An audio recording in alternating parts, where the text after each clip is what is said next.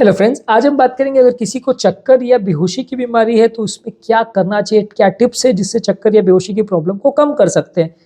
देखिए, चक्कर बेहोशी का प्रॉब्लम या सिनकपी जिसे बोलते हैं, ये बहुत कॉमन प्रॉब्लम है। अलग अलग तरह की सिनकपीज होती है, सबका ट्रीटमेंट पैटर्न ज़्यादातर सिमिलर होता है, लेकिन कुछ बेसिक डिफरेंसेस होते हैं।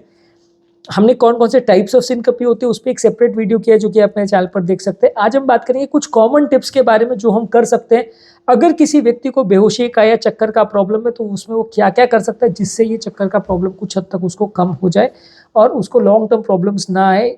चक्कर खाने में ऑब्वियसली हेल्थ हैजार्ड तो है, लोगों को डर तो लगता ही है। उस पर से अगर कोई ऐसी जगह पे गिर जाए जहाँ पे एक्सीडेंट होने का रिस्क हो तो भी दिक्कत, गाड़ी ड्राइव करते समय हो गया तो भी दिक्कत। अगर ऐसे जगह चक्कर खा के गिर गया कि अपने आप को कंट्रोल नहीं कर सका तो चेहरे वेहरे पे चोट लग सकती है, जो लाइफ टाइम के लिए आपके स्कार बना देगा। तो इसलिए इसको जानना समझना जरूरी है कि भाई चक्कर की बीमारी में क्या किया जाए।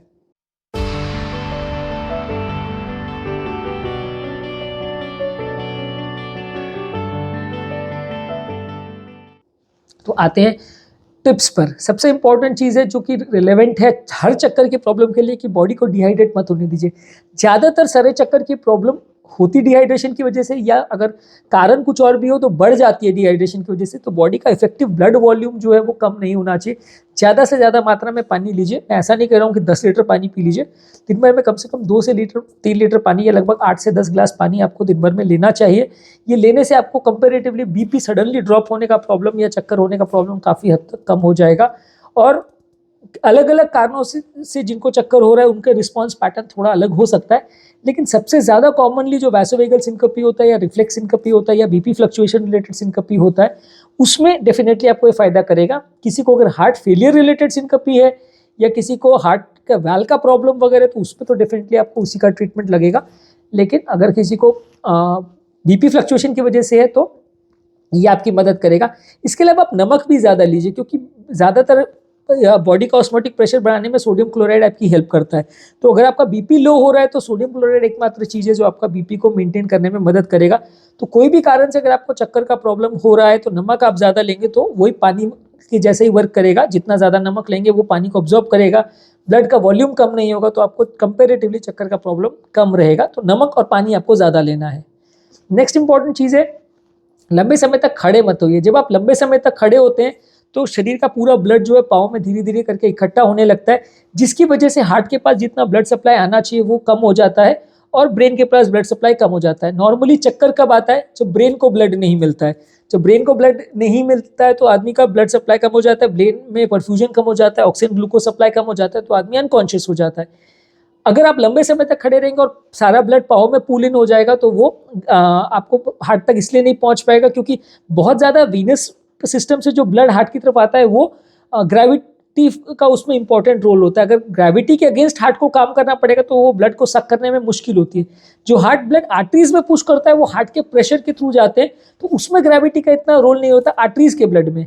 लेकिन जो वेन के थ्रू हार्ट के पास रिवर्स ब्लड आता है, जो डीऑक्सीनेटेड ब्लड आता है, उसमें सक्शन का इतना प्रेशर नहीं होता और हार्ट के पंपिंग से वो उतना रिलेटेड नहीं होता।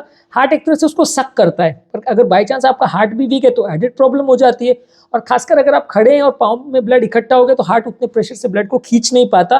किसी का वैल का भी अगर प्रॉब्लम है तो ये प्रॉब्लम और बढ़ जाती है। अगर किसी को अगर पाँव की जो नलियाँ हैं, वेन्स है, उसमें वो डायलेटेड है, वेरिकोज वेन्स वगैरह है, तो भी ये प्रॉब्लम बढ़ जाती है। और वेरिकोज वेन्स की वजह से अगर वेन में वाल्व होता है जो कि ब्लड को नीचे जाने या बैक लीक करने को नहीं देता, अगर बाई चांस वो भी खराब है तो और ज़्यादा पाँव में ब्लड इकट्ठा हो जाएगा, जिसकी वजह से चक्कर आ सकता है। तो लंबे समय तक आप एक खड़े ना रहें ताकि ब्लड बराबर हार्ट को पहुंचता रहे। इसके अलावा ज़रूरी है कि सडन पोस्चर में चेंजेस मत करिए। बैठे से जब आप उठ रहे हैं तो पलंग के साइड में थोड़ी देर बैठ जाइए, पाँव को साइड में लटका लीजिए। इससे क्या है कि जो ब्लड सर्कुलेशन है वो नॉर्मल लेवल पे आ जाएगा। उससे एक बार हार्ट हैबिचुएट हो जाएगा, उसके बाद आप सपोर्ट लेके थोड़ा धीरे धीरे कर खड़े होंगे तो ज़्यादा अच्छा है। अगर आप सडनली उठने की कोशिश करेंगे तो सडनली पाँव में ब्लड का पूलिंग हो जाएगा, या पूल जो ब्लड है वो आ नहीं पाएगा हार्ट तक, तो हार्ट उसको कंपनसेट नहीं कर पाएगा, ब्रेन को ब्लड नहीं मिलेगा, तुरंत आदमी अनकॉन्शियस हो जाएगा, चोट लग जाएगी। तो धीरे से उठें और सडन चेंज नहीं करें पोस्चर में, खासकर बैठे से उठने के टाइम। और खासकर काफ़ी देर सोने के बाद, अगर मान लीजिए 10 सेकंड के लिए आप सोए और तुरंत उठ गए तो फर्क इतना नहीं पड़ेगा। लेकिन आप पूरी रात सोए हो, उसके बाद सडनली अगर आप उठ रहे हो सुबह सुबह, तो उस टाइम आपको कम से कम 1 से 2 मिनट पलंग के साइड पर बैठ जाइए। जब स्टेबल हो जाए हृदय गति और ब्लड प्रेशर वगैरह आपका स्टेबल हो जाए, आपको ठीक लगे, फिर धीरे से कोई चीज़ को पकड़ करके उठिए या किसी का सहारा लेके उठे, तो आपको चक्कर कम आएंगे, और आएगा भी तो आप गिरोगे एटलीस्ट, नहीं तो चोट नहीं लगेगी। इसके अलावा जरूरी है कि रेगुलर टाइम पे मील्स खाइए। कई बार शुगर लेवल्स सडनली कम होने की वजह से भी चक्कर आ सकता है। शुगर लेवल्स के साथ कई बार बॉडी का वॉल्यूम लेवल्स भी फ्लक्चुएट करता है, तो खाना बिल्कुल निश्चित टाइम पे खाइए। बहुत ज़्यादा लंबे समय तक बॉडी को हाइपोग्लाइसीमिया में रखना अच्छा नहीं है, इसमें रिस्क हो सकता है। तो रेगुलर टाइम पे खाना खाएं, वो भी हेल्दी है। अल्कोहल और ड्रग्स को अवॉइड करिए। अल्कोहल अगर आप ज़्यादा मात्रा में लेते हैं तो वो नलियों को डायलेट करता है, नलियों को एक तरह से उनमें ब्लड का कलेक्शन या पूलिंग को बढ़ाता है। तो अगर आप ज़्यादा मात्रा में अल्कोहल ले रहे हैं तो वो हार्ट रेट को और बीपी के रिस्पॉन्स को गड़बड़ कर सकता है, तो आपको चक्कर आ सकते हैं। इसी तरह अगर आप बीपी की मेडिसिन ले रहे हैं या वैसोडायलेटरी मेडिसिन ले रहे हैं या पेशाब बढ़ाने की मेडिसिन ले रहे हैं, तो उससे भी चक्कर आ सकता है, बेहोशी हो सकती है। तो मेडिसिन क्यों आप ले रहे हैं एक बार, और कितने डोज में ले रहे हैं, और उसका बॉडी पे कितना इफेक्ट आ रहा है, वो आपके डॉक्टर के साथ डिस्कस करिए। अगर उस मेडिसिन की वजह से हो रहा है तो डेफिनेटली आपको मेडिसिन का डोज कुछ कम करना पड़ेगा या पानी का कंटेंट बढ़ाना पड़ेगा, कुछ ना कुछ चेंज करना पड़ेगा। मेडिसिन के टाइप्स को भी चेंज कर सकते हैं। जो भी है, चक्कर का प्रॉब्लम थोड़ा सा सीवियर प्रॉब्लम है तो आपके डॉक्टर के साथ जरूर डिस्कस करिए, क्योंकि अगर चक्कर है थोड़ा बहुत तो चलेगा, पर अगर बेहोशी हो रही है या सिनकपी हो रही है तो डेफिनेटली डॉक्टर के साथ डिस्कस करना जरूरी है, क्योंकि इसमें जान का खतरा हो सकता है। डेंजरस फॉर्म्स ऑफ सिनकपी है, खासकर अगर कार्डियक सिनकपी है तो ज़्यादा डेंजरस हो सकता है। कार्डियक सिनकपी अगर है तो ज़्यादातर कार्डियक सिनकपी गति कम, बहुत ज़्यादा कम हो जाए तो भी हो सकती है, बहुत ज़्यादा बढ़ जाए, वेंट्रिकुलर टैकीकार्डिया हो जाए तो भी हो सकता है। अगर गति कम है तो गति बढ़ाने की दवाई या पेसमेकर लगेगा।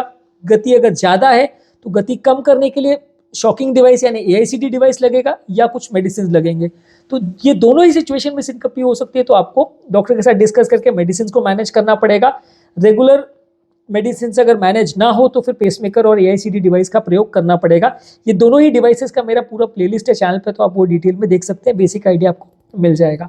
इसके अलावा अगर किसी को वैल का प्रॉब्लम है, एक्सर्शनल सिनकपी हो रही है, चलने फिरने में अगर चक्कर आ रहे हैं, तो वैल का प्रॉब्लम वगैरह है, तो उसमें आपको वैल के प्रॉब्लम का ऑपरेशन करना पड़ेगा, वैल को ठीक करना पड़ेगा, नहीं तो पेशेंट को चक्कर और उसका प्रॉब्लम होता रहेगा। हार्ट फेलियर की वजह से भी अगर एक्सर्शन या काम करने पर सिनकपी हो रही है तो उसके लिए भी आपको हार्ट का फेलियर को ठीक करना पड़ेगा, तो आपको ज़्यादा अच्छा रिस्पांस मिलेगा। इसके अलावा कोई भी अगर ट्रिगर्स हैं जिसकी वजह से आपको सिनकपी हो रही है, जैसे बहुत ज़्यादा गर्मी में, बहुत ज़्यादा क्राउडेड या स्टफ्ड एनवायरनमेंट में, बहुत ज़्यादा भीड़ भाड़ में अगर आप जाते हैं तो सिनकपी हो सकती है। इससे क्या है, मौसम का इफेक्ट बॉडी पे बहुत ज़्यादा होता है, बहुत ज़्यादा एंग्जाइटी भी होती है, तो उसको आपको अवॉइड करना है। जो सर्कमस्टेंस में आपको सिनकपी होती है उसको ध्यान में रख के उसको अवॉइड करना है। रेगुलर बेस पे एक्सरसाइज कीजिए। अगर आप रेगुलर बेस पे एक्सरसाइज करते हैं तो बॉडी के पाँव की मसल्स में भी ताकत मिलती है, ब्लड को पुश करने की ताकत मिलती है, हार्ट को भी ताकत मिलती है, तो ये सडनली ब्लड फ्लक्चुएशंस जो हैं ये होने के कंपेरेटिवली चांसेस कम हो जाते हैं।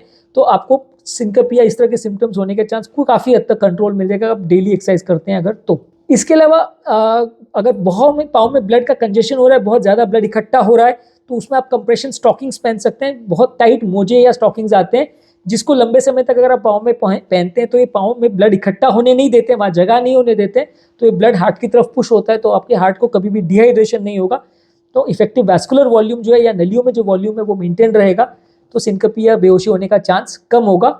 इसके अलावा कोई और अगर बीमारी है, जैसे कोई ऑटोनॉमिक डिस्फंक्शन की बीमारी है, डायबिटीज़ है, खून की कमी है, डिहाइड्रेशन है, हार्ट की कोई बीमारी है, तो उसको ठीक करिए, तो उसमें आपको ज़्यादा जल्दी बेनिफिट मिलेगा, ज़्यादा फायदा होगा।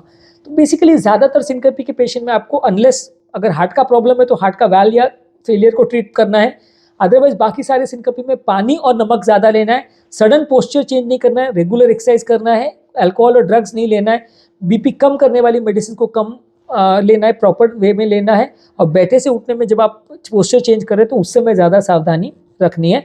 कंप्रेशन स्टॉकिंग्स या प्रेशर पाँव की बढ़ाने वाले मोजे आप यूज़ कर सकते हो। यदि इस टॉपिक को संबंधित आपकी कोई कमेंट्स, क्वेरी, सजेशन है, कोई और टॉपिक्स पर आप चाहते हो वीडियोस बनाएं, कोई पेशेंट रिलेटेड क्वेरीज है तो नीचे कमेंट सेक्शन में उनके बारे में बताइए, हम उन्हें कवर करने का प्रयास करेंगे। अंत में मैं डॉक्टर नवीन अग्रवाल तहे दिल से आपका शुक्रिया अदा करूँगा कि आपने इस टॉपिक को एंड तक देखा। जो लोग हमारे चैनल पर नए हैं उन्हें रिक्वेस्ट करूँगा कि चैनल को सब्सक्राइब करें। ऐसा करने से चैनल को कंटिन्यू करने के लिए हमें मोटिवेशन और इंस्पिरेशन मिलती है। जब भी हम कोई नया कंटेंट अपलोड करते हैं तो उसका नोटिफिकेशन आपको तुरंत मिल जाता है, आप तुरंत उसे देख सकते हैं, उसका बेनिफिट ले सकते हैं।